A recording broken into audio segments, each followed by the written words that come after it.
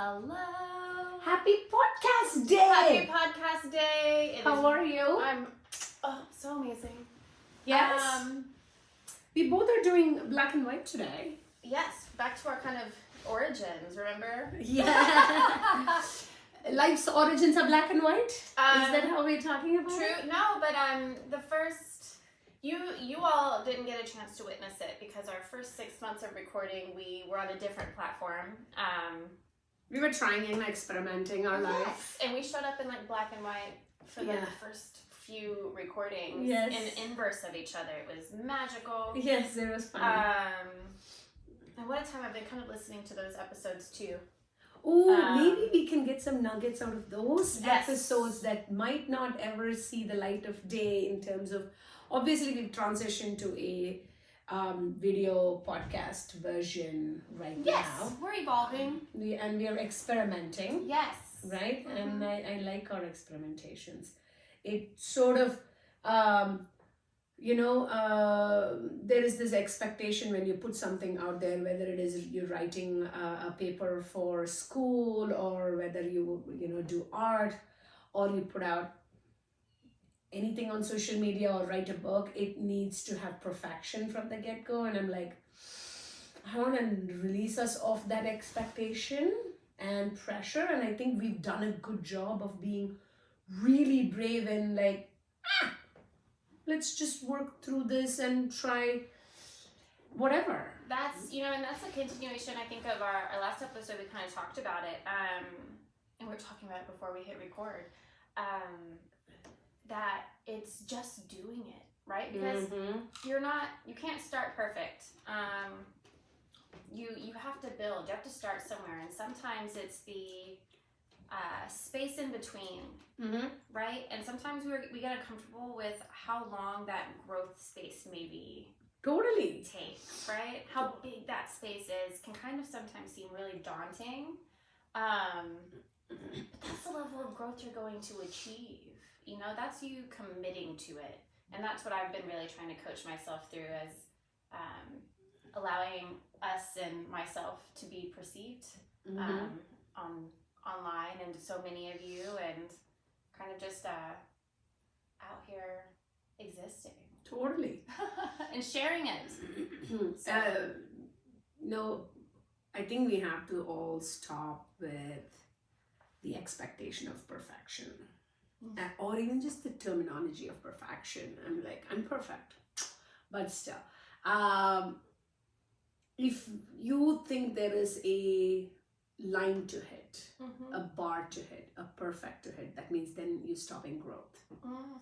You're stopping evolution. That means you're finding a place to hit status quo and stay there. And when we find comfort in that status quo, then you are afraid of any discomfort that comes in changing status quo. Yes, or you resist it. And we're 100%. experiencing that, right? I like to view it, and something that you'll see in the background of Big Venus energy is the path that Venus takes around the sun, the orbit, right? And it's not just a circle. It does these really intricate and beautiful loops that come back around, and it looks like detours, but it ends up making kind of a flower in the center. But it starts from the outside, and it comes in, and then it goes back out. And I like to look at growth that way instead of the traditional growth chart. Because if it's just a steep climb the whole time, right? How exhausting. Because you do need those spaces to maybe turn around or to explore and pivot in different ways. That way you don't burn out. Because once you burn out, there is nothing, we are all not phoenixes that easily. I think we are all so cool phoenixes. You're all, we were literally talking about this in my kitchen right now. Like, I used to say this, you only have one life, live it the best life, right?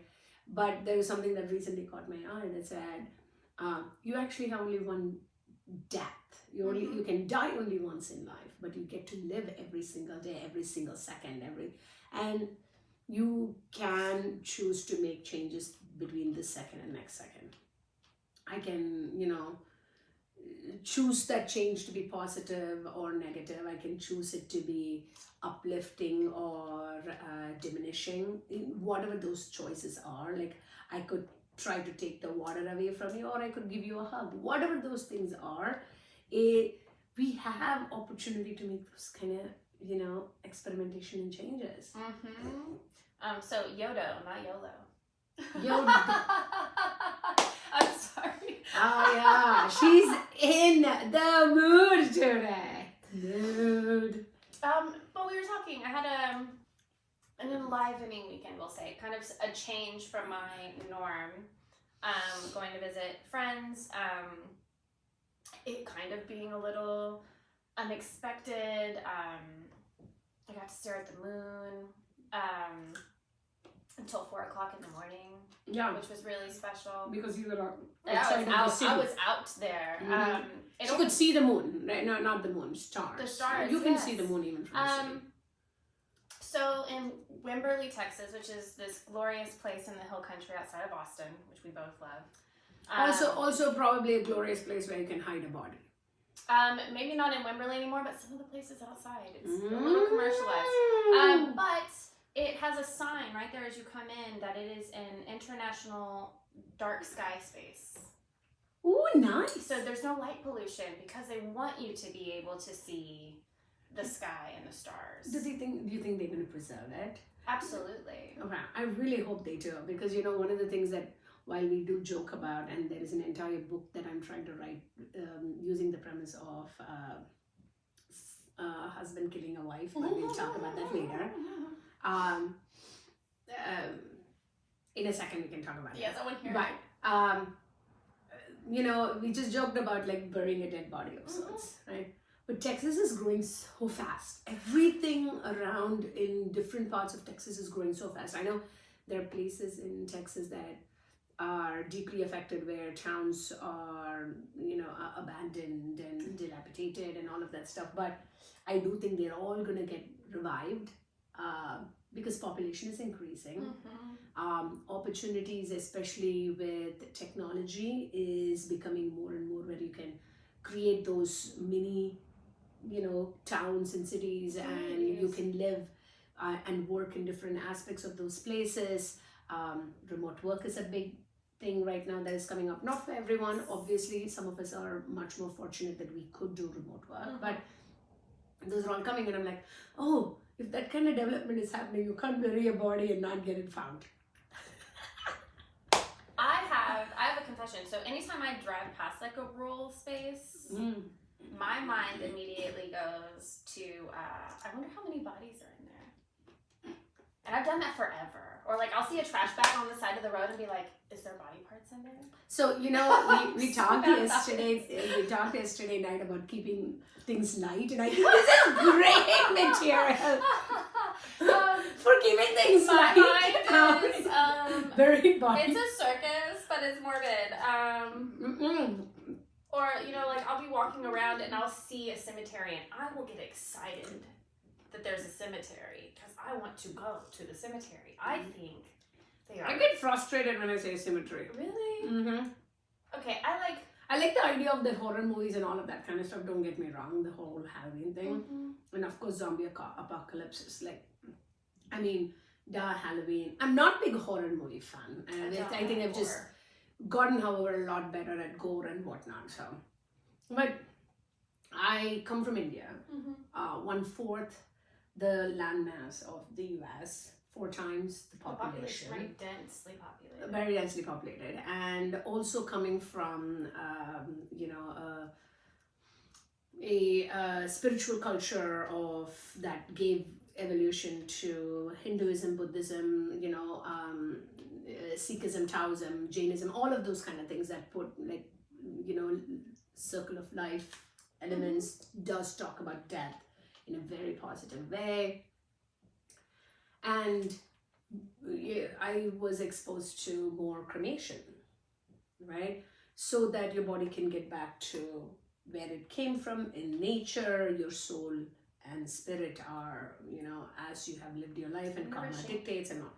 So when I see cemeteries, I get a little frustrated because I think it takes too much land, and it is land preserved by often the privileged.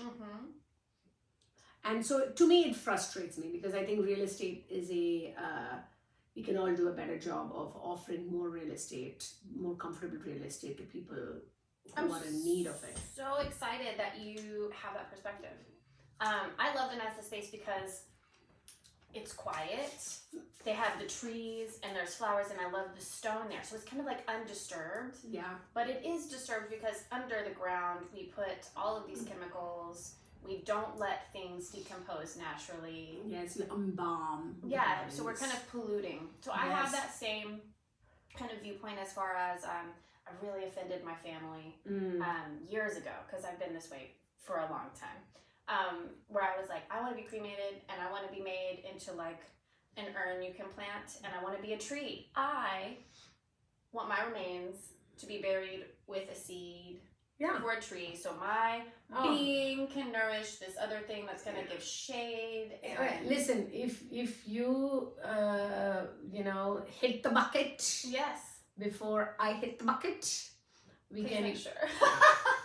put in the will that I'm the one who gets your body and I get to do whatever I want with it. So first I will make you like a marionette and dance and all of that weird shit. And then I will burn you into a crisp. Big fire. Yes, burn you to a crisp, and then, hey, more than one plant. We get you a whole herb garden. Yes, I just want there to be abundance there of life, because our bodies and our vessels, and you get to see these incredible displays when you are out kind of in these rural spaces. I was finding bones. Love it. I saw like a little piece of a spine. Very light episode, y'all. Finding bones. I Love was it. finding bones. Talking about death. But these are the natural cycles, and We gotta get so comfortable talking about death. we shouldn't be seeing so many people need to start GoFundMe's when they have an unexpected death in the family. Totally. It shouldn't put you in debt to have a loved one be laid to rest or to say goodbye to their physical bodies. And right now it is, because everything has become big business. Everything is about, commercialized. Yeah. And so I want that. And you saw in India during COVID how the bodies in the river kind of piled up. And that's a little morbid. My apologies, but Yeah, right. Death- Other topics were not normal. people die every day. We die every day. But it's exquisite to kind of talk about, because it does happen to all of us in our lives. It happens with the people that we love around us, And it should. Like, it absolutely should. Can I take it more morbid and dark? I would love that, please. Okay. Let's go. I often, yes, I have depression and anxiety, and I've even had like suicidal elements and whatnot. Yes. But even when I'm not in the mentally down spaces, right? Mhm. I still all the time naturally think about death. Like, what if today's the last day? What if, choices I would make in terms of how would I prefer to die? What would it look like to take a really sharp knife and go like this? Because I want to go like really fast, y'all. I don't want to feel pain, okay? And like it's like I know it's just so funny. I'm like, I don't want to be like, I'm so hurting. Like, no, I don't want pain. I want the Jedi death. The Jedi death. It said you think you're done with the world and you evaporate. Okay, you know what? That's special. I think that sounds great. I think that would be like, I think there's a version of between the Jedi death and, the other forms where you like, let my spirit and soul leave the body. Bye. I know I'm not being... Okay, but yeah, if we could evaporate, that would be great, because then there would be no one that has to come like find our body and deal Oh my with it. God, no GoFundMe for like, commercial I buddy don't want a services. fancy box to lay in. What a waste of trees to fucking create coffins. Right now. Jeez, we are in the mood today. It's poo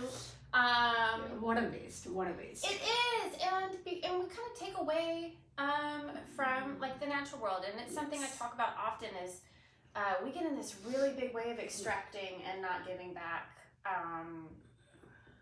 to the planet that feeds us and nourishes us and, you know, keeps us safe. But I really like, I think it's is it Timbuktu? It's a really remote part Yes. of China. Yeah. They'll leave your body up on a mountain, on the side of the mountain. So like the birds and things can like just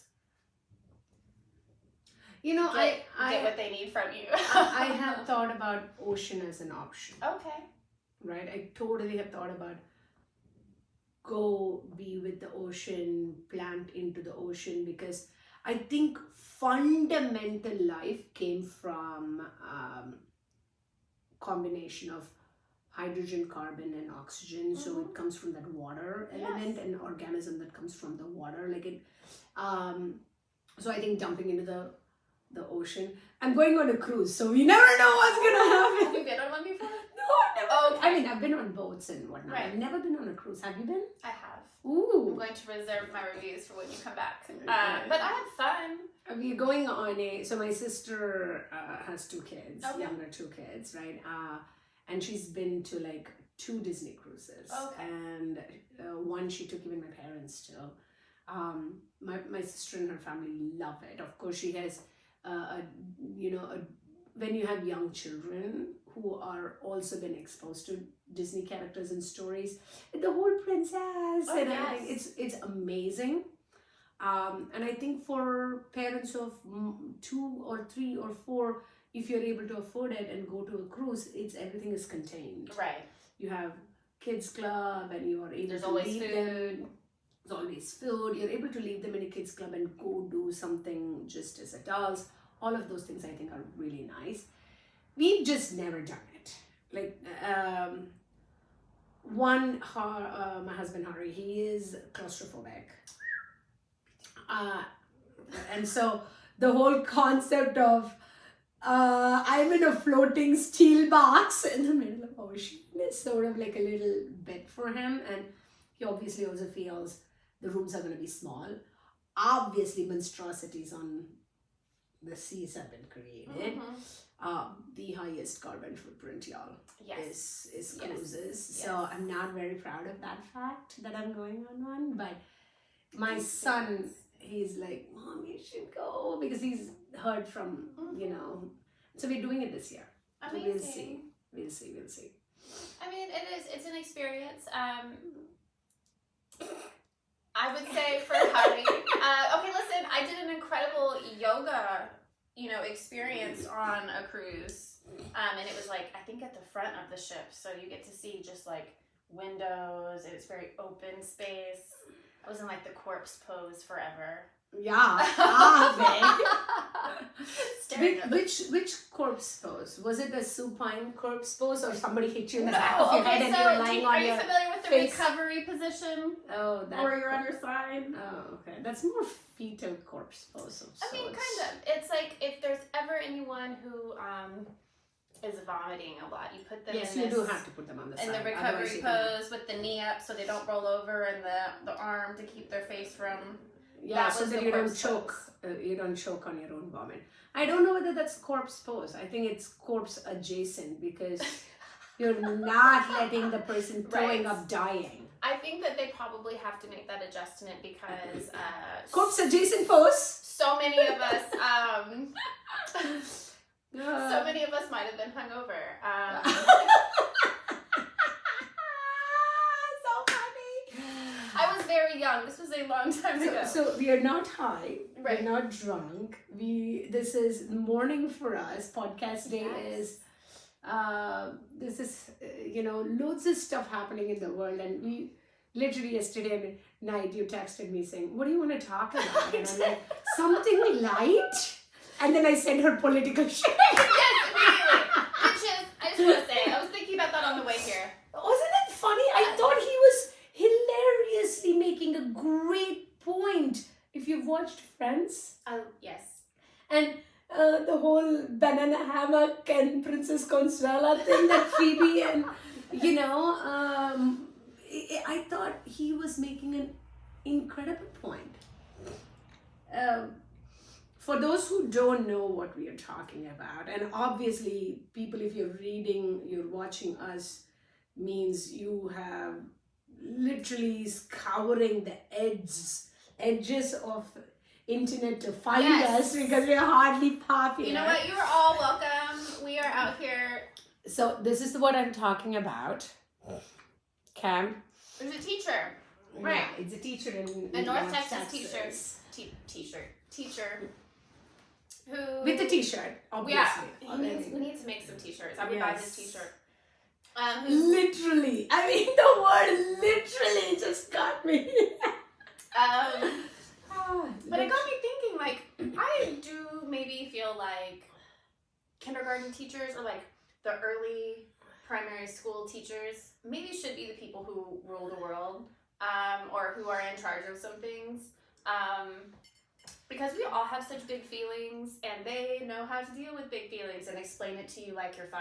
What do you mean we? Why are you putting yourself in that bucket? When did you teach kindergarten? Okay, I didn't teach kindergarten per se, but I did coach cheerleading and tumbling classes for 3 to 14-year-olds. So you're saying anybody who deals with 3 to 14-year-olds, not as parents, but outside. Can handle, I mean, even no. I don't know. No, I think teachers. Every Tom, Dick, and Harry is becoming a parent. Okay? I would just also like to say it's easier to love your kid than somebody else's. Right? It's easier to tolerate your kid than someone else's. So yeah. Tolerate. Yes. They love your kid. God and what? Tolerate children and their big feelings, and to teach them about their big feelings takes an incredible amount of patience. I'm always applauding and trying to gift things to the elementary school teachers. And I totally think that would make sense because as we've grown older, we seem to have only regressed. So maybe people who can have conversations at a much more basic level, like, you are not as smart as you think. Let's bring you down like several notches and have this conversation. Because the interesting thing about, there are these graphs that talk about your happiness spectrum in your life, right? And you tend to be, this is happy path life. Okay. So you tend to have happiness when you are young, you're so carefree, you don't realize the burdens of the world that are, how are the burdens of the world shown to you? Parents tell you, society tells you, so on and so forth. Like you feel it and see it, and you're told things when you're young, but you're happier until like you hit this 25-ish, and then adulting starts. You start dropping in your happiness, especially when you are now extra responsible for maybe another human being as a partner or a parent, or is you go into your 40s and 50s older, taking care of your elder parents. And then again, it kicks back up in your late 50s and 60s and 70s because like, I don't give a fuck. Right? Fuck this. So you get back to the childlike euphoria. So, and I'm like, damn. So it's it's not like we shouldn't be aware and responsible and all of that kind of stuff. I think we should, but how can we, however, you can't have empathy of situations that you can not remotely have experienced in at least 3 to 4 degrees. It's not just your degree, right? You cannot, what kind of empathy could I have to understand the fighter's dilemma in Afghanistan or somewhere else? What kind of empathy could I possibly have? Like, I'm not. Right. I mean, there is just... I'm just realistically. Saying, correct. Realistic empathy. When you're trying, there's sometimes when I speak to people, I have this beautiful gift where people will share their life stories with me. She does. She can pull it out, yeah. Be very I careful. I enjoy it in a way where I just really like to help people feel seen. But there are times where they will tell me these really devastating things. And I hold that space, but I genuinely, it's sometimes hard to respond. You know, like I don't have words. I can't possibly imagine what that must feel like, you know, and reaching for that. And it's also understanding that we're not all going to have the same experiences. We're not all going to deal with the same struggles, but we can be decent humans enough to see it and to acknowledge that, and to also understand that we're there having that experience together. You know, when people approach you on the street, you know, people who are without shelter right now or without resources, I try to be the most gentle and most respectful. All of the time. I don't even try to act scared. And sometimes people, I deal with a lot of mostly men who try to scold me into being afraid. Like, you should be scared. And first of all, like, I'm not going into dark alleys by myself to address people. But if I'm ever approached or I see someone in need, I will approach them and just speak to them. Hi. Yeah. What's going on? How can I help? Because we want to look for the best possible outcome there, that is in helping a pure person, versus are they going to attack me? Not that as women we don't literally walk with fear sometimes on streets. We absolutely Awareness, do. Right, yes. super duper. But I completely agree. And you have such an incredible heart where, you know, you will put yourself in situations, and I've been, you know, scolded by family sometimes because I will put myself in certain situations.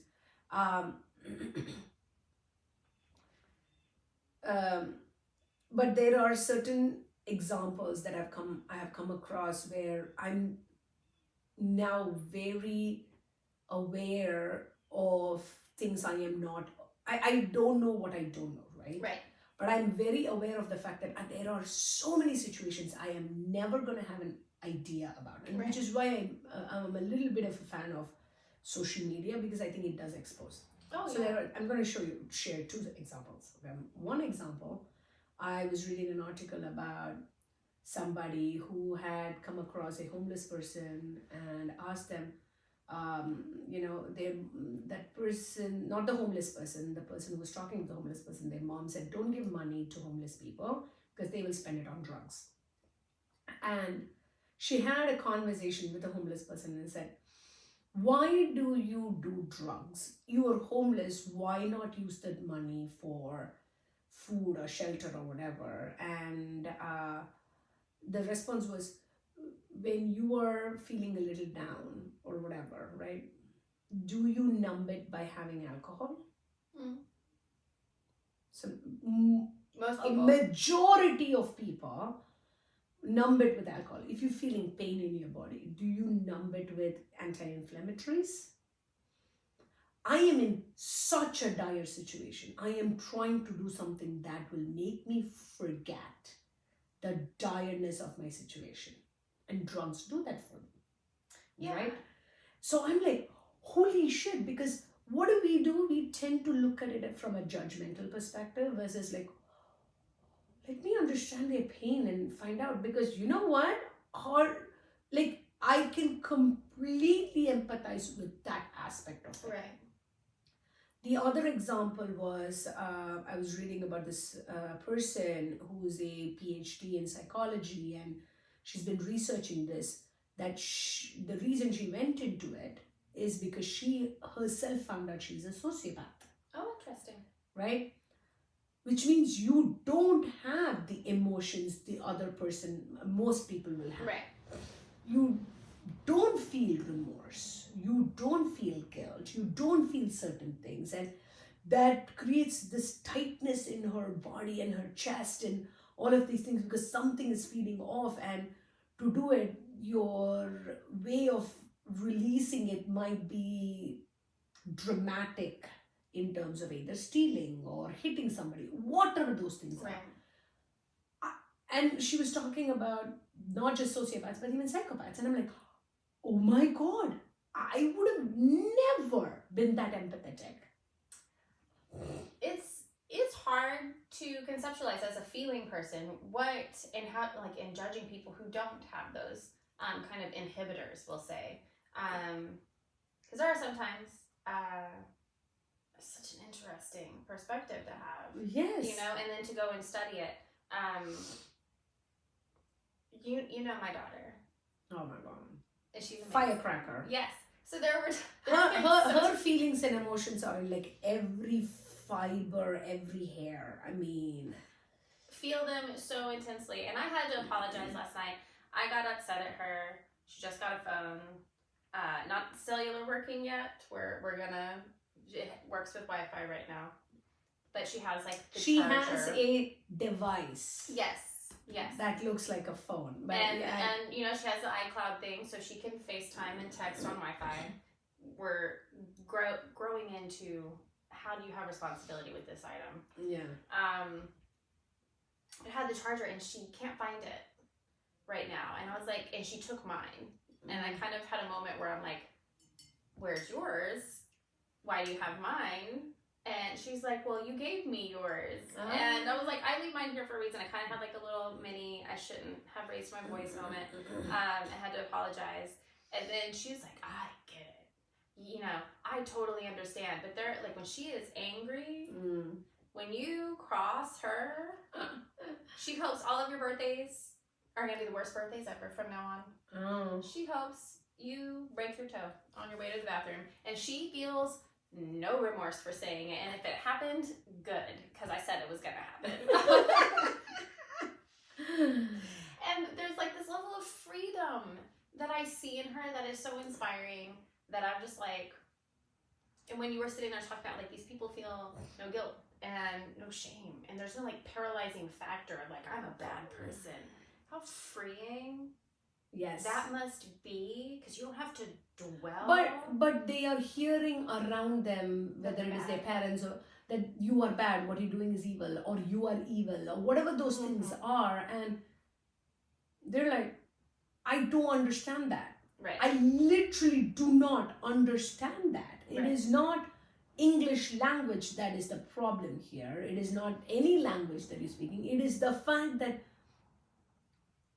the elements necessary to understand it isn't there, because only when you try to understand, when you put in the effort to understand, it's not tolerate, it is not accept, No. it is only when you, after accepting, try to put in the work in what scenarios, why something can happen. If you work it towards trying to understand, can you develop empathy?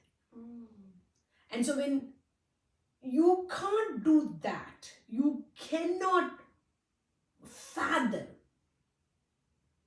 it makes it very interesting, very interesting, right? I can understand the biological, chemical kind of things, Right. right? And I get the biological elements. There's this incredible doctor on Instagram who, Gabod or something like that. I don't know the name. I will totally send you. He talks about the fact that depression and anxiety is not a biological thing. Yes, taking medication like Zoloft or whatever with serotonin and increasing the serotonin might make me feel better, doesn't mean that my body has lack of serotonin. Right? It's like if you are a socially shy person who goes to a party and you have a shot of bourbon or whiskey and you become a little bit more looser, doesn't mean your body is lacking bourbon or whiskey. You just needed tequila. Yes, IBA. Every single day you have deficiency of alcohol in it.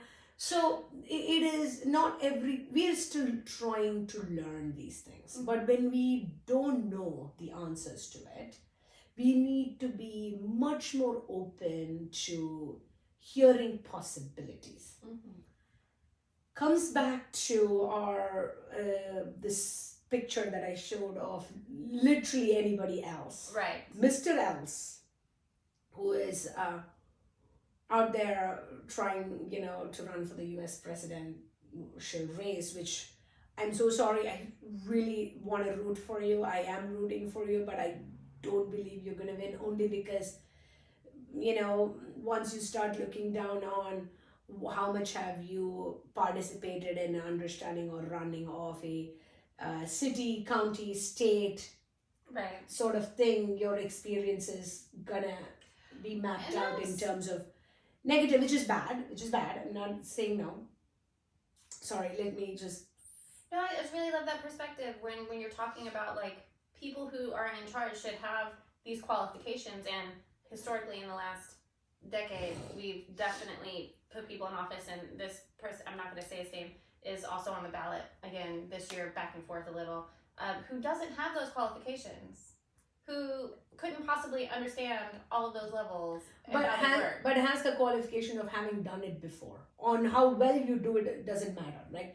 Having done the fact that you ran a multi-billion-dollar company, then you ran for office, you won the office, you held the office, you built, like, it is fundamentally what it tells you in terms of basic qualifications and requirements to be able to run for office is you have to be of a certain age, you have to be a citizen, you should not have felony, blah blah blah blah blah.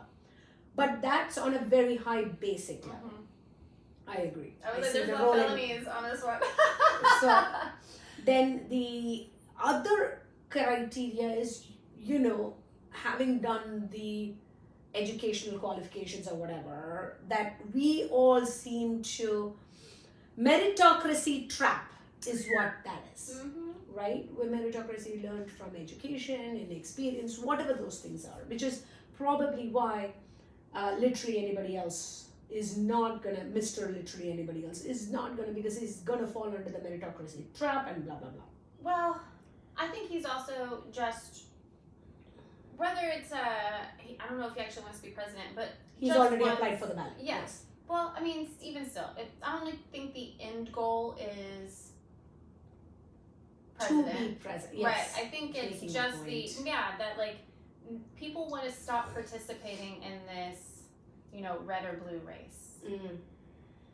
100%. We have a few people that are, independent or running socialist party or those things. Like, we could choose to stop playing in the two-party game, like Yes. bipartisan races, because I think what we're noticing and what so many people are tired of participating in is it doesn't matter who's there. The things that we need aren't being addressed. The things that are important to us aren't being addressed in a way. They're kind of being dangled in front of us like the carrot on the end of the string. Like, if you put me here, I'll change it, and then not doing it because they don't want to upset the other side. And they're giving so many others who are supporting very, very, very false hope. I mean, to all my white brothers and sisters of this country, okay? I am working on understanding. I might not fully understand it. I don't even know if you fully understand the fears you are having living in this country. I hear about 2 or 3 major issues that, without depth, however, that you are gravitating towards or holding on to, anchoring on. Guns, owning of wanting to have the right to own guns is one of those. Right to bear arms is how the Constitution that was written couple of centuries or more ago. It requires a lot of nuance when you actually look at the Second Amendment. Right. So that is one. Second, that is a major pain point. And I think one of the reasons why you all are anchoring towards right to bear arms is immigration. Okay. The fear of letting other people take away opportunities you perceive to be there for you and will never go away. those status quo is never going to stay. You are never getting back March 1st, 2024 again. It is not happening. Right? So saying people don't come in it's literally not possible if you have to evolve as a human civilization. So immigration is a major, major issue. And the third, the reason I believe abortion is such a deal, is underlying factor of, you might use religion to have this conversation, but I think the underlying thing is you want to have more white people. You want that majority to hold, the power, so on and so forth, right? You want that kind of control. All three comes from wanting to hold white control. Yes, they want, and I see that. I feel like when we talk about who's in charge and who's kind of outlining those big three that you mentioned, that they're mostly men. And there are women who, utilize guns and who don't believe that people should have access to abortion rights. But when we talk about that, my grandmother, she's in her 70s, literally in Georgia, went to a doctor recently, like this last week, maybe 2 days ago, and had a DNC performed on her because she had some cancerous activity. They went in, and instead of doing a hysterectomy, they did a DNC, which they won't perform anywhere else on people who are of fertile age, because that's considered like a procedure associated with abortion. And I thought that was really interesting because she's in Georgia, she's in these places, it's called the Bible Belt for a reason. But mostly men don't want women to be able to have this autonomy to make their own decisions, because we are more empathetic, we are more nurturing, we are the people who are going to be more accepting of others and more wanting to help and to share resources. When you make someone a mother, you make them have to take care of their people. So you kind of take their focus away from, the greater community, and you also make them kind of dependent on those around them, right? And now we're, not only did Roe v. Wade get overturned, now we're seeing more and more litigation where pregnant women aren't able to file for divorce anymore. Why? Here in the South especially, they passed them across the board in a few places already. They don't want pregnant women to be able to file for divorce because they feel that it somehow takes away the parental rights of, and it could just be, you're pregnant and you're hormonal and you're emotional and you're not thinking straight, you can't possibly take care of yourself and the baby, those kinds of narratives. Now, if we actually cared about that, if people actually cared about the children, we wouldn't be stripping SNAP benefits. When I was pregnant and when I had Ari, I was on Medicaid. I had SNAP benefits. Yeah. The looks I got shopping for healthy foods. I went to Whole Foods. I, lived in Austin, but Whole Foods had a produce section that had organic produce, and there are rules, right? You can't use your EBT card for everything. And I wasn't buying steaks. I was budgeting, and I had a list. But that was the place that I knew that I could go get the food that was going to nourish us the most and stretch my benefits the furthest. Yes. Do you know in the stores, they don't train people on how to, check out with an EBT card? So it will hold up the line, people will get upset, they'll look at you and realize you're using, food stamps, and you're judged immediately. I was 24 and I had a child. And I needed food stamps, right? But this is why I get so passionate about it, because if we cared about children and we cared about mothers and we wanted people to feel comfortable being mothers. We don't though. No, it's only we want you to have to do it but there is no help on the other side. Pull yourself up by your bootstraps. They- Feed your kids. Don't leave them at home. And therein lies the fundamental fear all men are having, that they are not brave enough to address, which is we are not needed as much by women anymore. That scares the shit out of them, because any human, guys, this is why women, we understand it, okay? We are very emotionally mature and empathetic, okay? We can understand how rattling this can be when you feel your relevance is diminishing. And it's diminishing fast for men. Masculinity, in what it was holding on to, is diminishing fast. The reason why women are more independent, more taking on charge, isn't because we want to hold on to that masculine energy. It's because the men have created toxic masculine energy, and we want it to be much more kinder masculine energy. Yes, and also Taking responsibility is a good thing. Please do so. right. But like the gracious nature of it. So, decades ago, it was women, right? Like your whole upbringing is about who's going to marry you. What kind of husband do you expect is going to want someone who's mouthy? What kind of man do you think is going to put up with someone who doesn't clean the house or can't cook or doesn't dress up all the time or, take care of yourself? And so men didn't have to be catches. They didn't have to be. They just had to be and have a title or have an income. And then they were worthy of the very best women. You had to be on your best behavior, do your best all the time so you can keep because your man. the men got to choose the women. Right.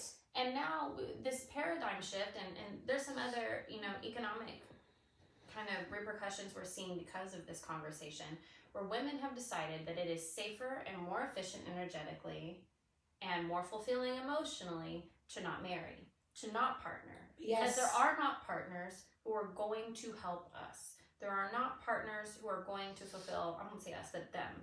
And it's, that's why we have the greater incel population growing, where they resent women for being choosy.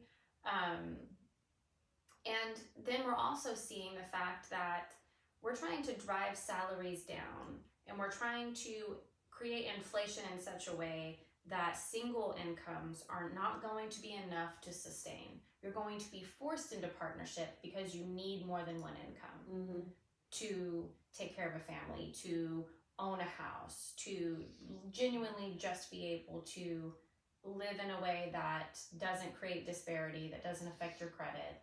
And I just feel like it's really concerning.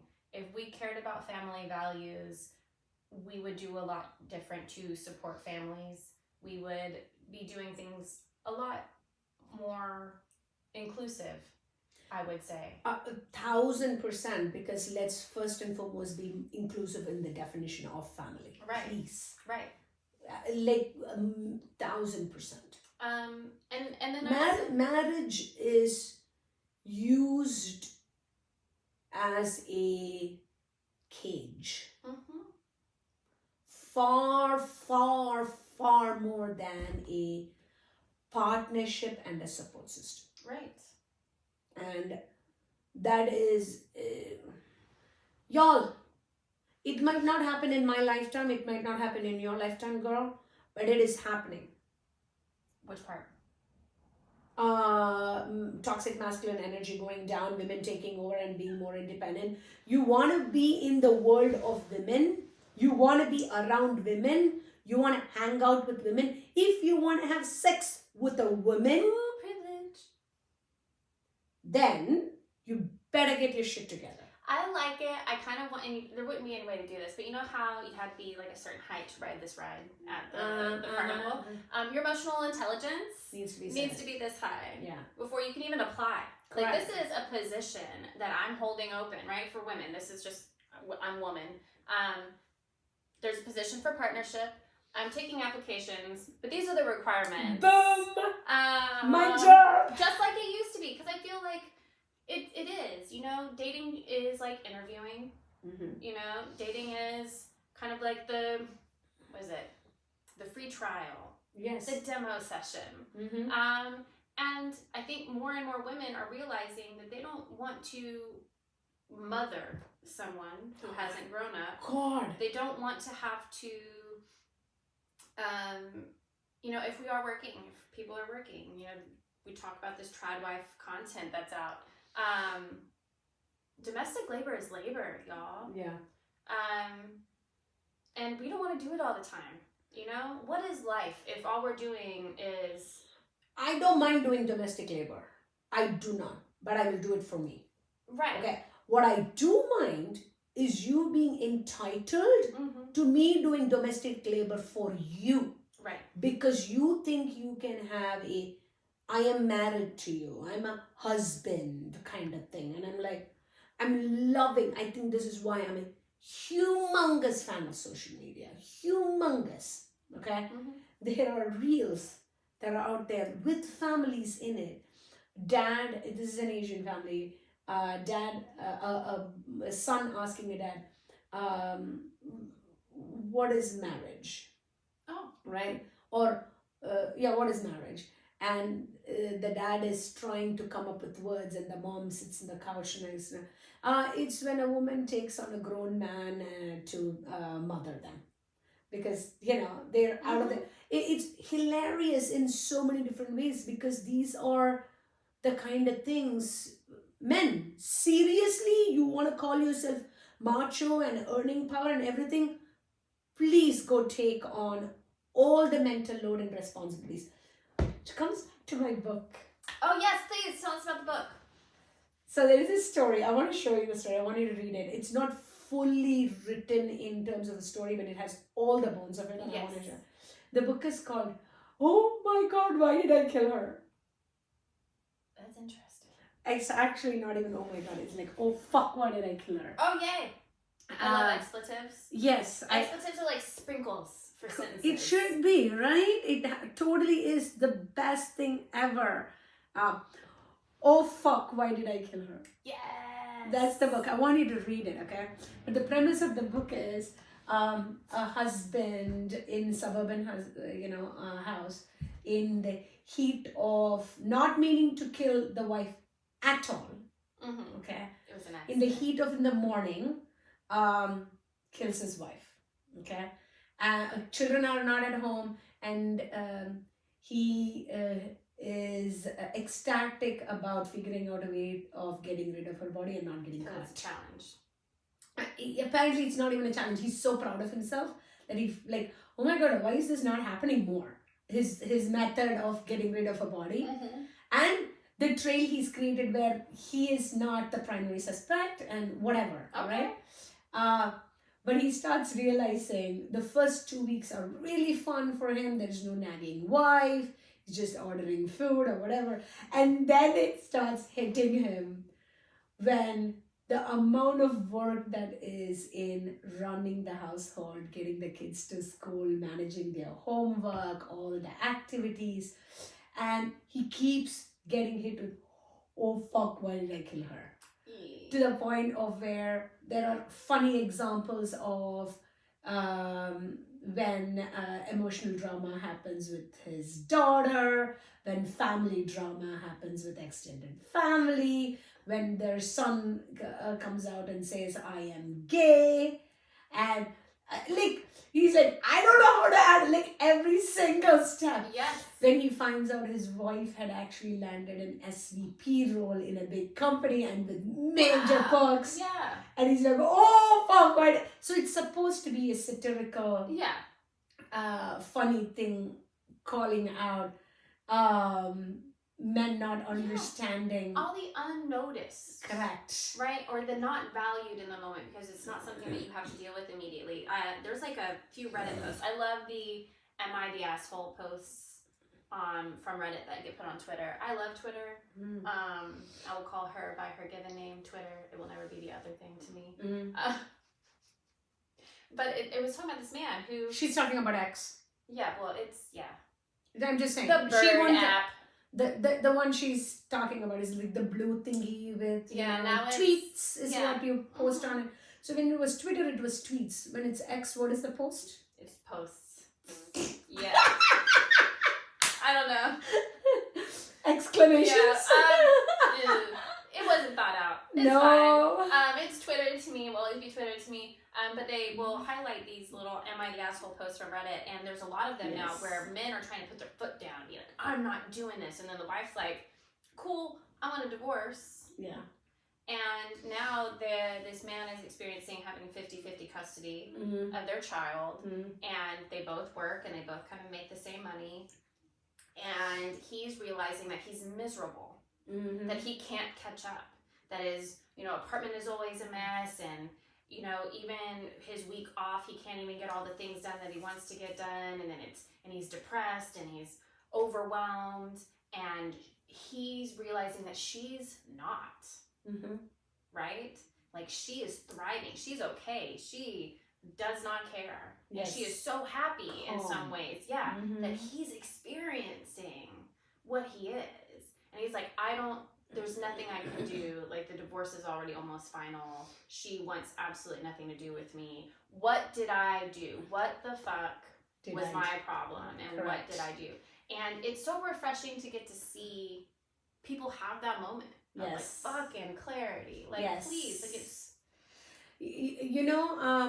Of these studies that reveal that children get same level of dopamine hit from a dad when they play, from a male, from a dad when they play, and from a mom when they are hugged and cajoled and calmed. So same level, right? So it feeds into my theory that I've had that men are the chaos, Yeah. women are the order, yes, right? We want a little bit of chaos because we don't want to be so stringent in our order. And men, you are not realizing how fucking much you need our order so that your chaos doesn't kill you, right, right? Depression is your mind looking into the past. Anxiety is your mind looking into the future. that's Okay. amazing. And when you have your regrets of the past drag you down, you get into depression because men have far more depressive episodes and depression than women, but women are talking about it a little bit more, and women experience depression much more dramatically for a very simple reason. Okay, men tend to compartmentalize. When you have depression, what do? You depress, you press down emotion. So when you compartmentalize, you're putting it in a box. Women, it's very hard for us to compartmentalize. We are great at multitasking, but it's hard for us to compartmentalize. It's a good thing. I agree, but also I think that when we talk about men compartmentalizing and what's acceptable and what's not, or being more dramatic, is it's more acceptable for men to be angry and to express anger.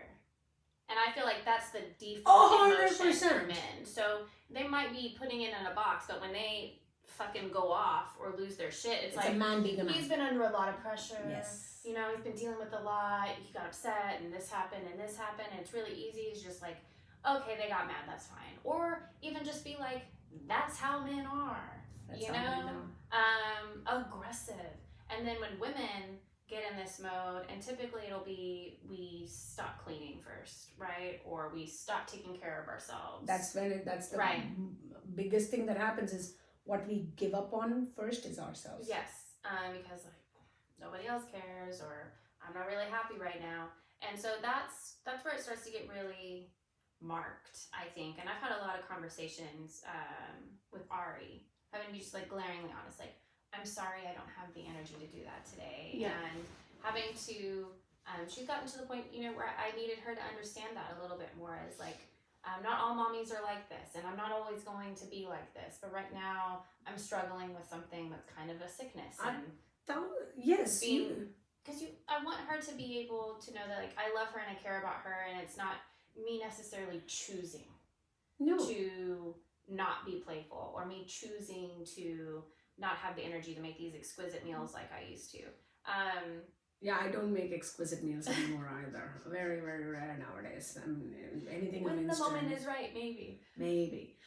But you're right, right? You just gave an example, not just an example, you talked about how men, when they compartmentalize and it becomes a pressure cooker and you blow off, and it is societally, sort of accepted, not just tolerated, accepted. Right.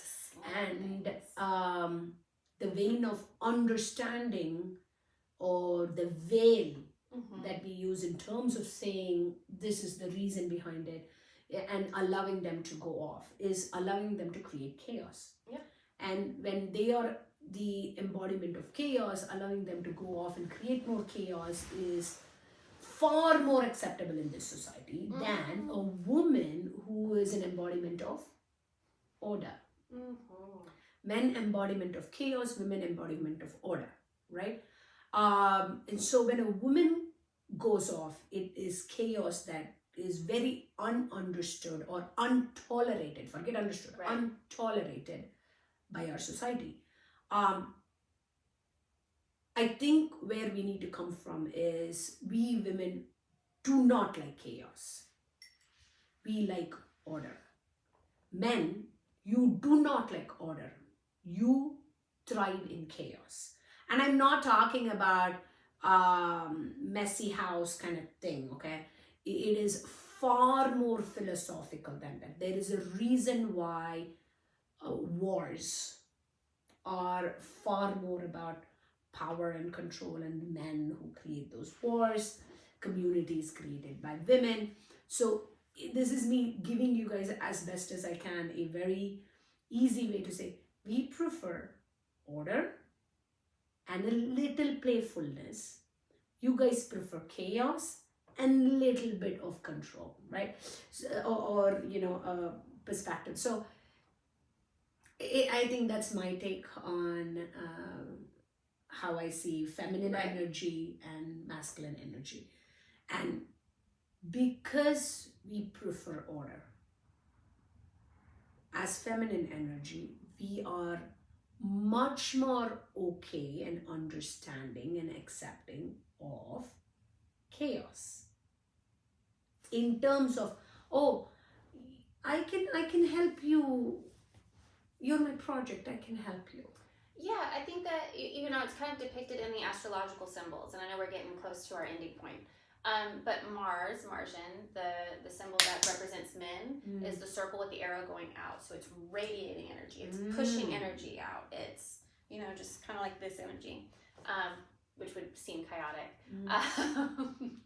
And then the Venus sign is the circle with the cross coming down. So it is absorbing, bringing in, and then creating more. So it's this transformative energy. And that's why we're able to kind of like work together, where we see something and we're able to create a space or system that works for us, that gets us through life. Whereas, and there are some benefits to men being able to output certain things, to like provide something, and we're able to do something with it. But I will say that I find men to be more methodical thinkers than me specifically. I'm a web thinker. My thought process will start one place and end in a left field across the cow path. I am, you are, I think, far more gracious than I am. Yeah. I will not accept that. Okay. I will not. I do not think logic without emotion is the right way to think. Oh, not at all. That's how we get worse. Correct. I honestly believe we are logical, but we are, let me use slightly different word, okay? In what you're trying to say, men tend to be more objective, women tend to be more subjective. Yes, that's how I feel. I honestly don't believe that, Okay, I think there is the fundamental difference between equality and equity. Absolutely. There Okay, is. and that is very similar fundamental difference between objective and subjective. Okay, men want the simplest answer, which can be equality, which is, say you earn $500,000, I earn $50,000, and we are in the same house renting. Equality is you and I paying the $5,000 rent equally. Right. Equity would be you paying $5,000 rent from your portion of, Right. so you might pay $4,500 in rent and I might pay $500 in rent. Right. That's equity. That's what equity. Okay, so logic applied in a single layer isn't necessarily much more logical or rational and methodical. I think it requires subjective elements of weights applied Right. to it. I totally agree with that statement.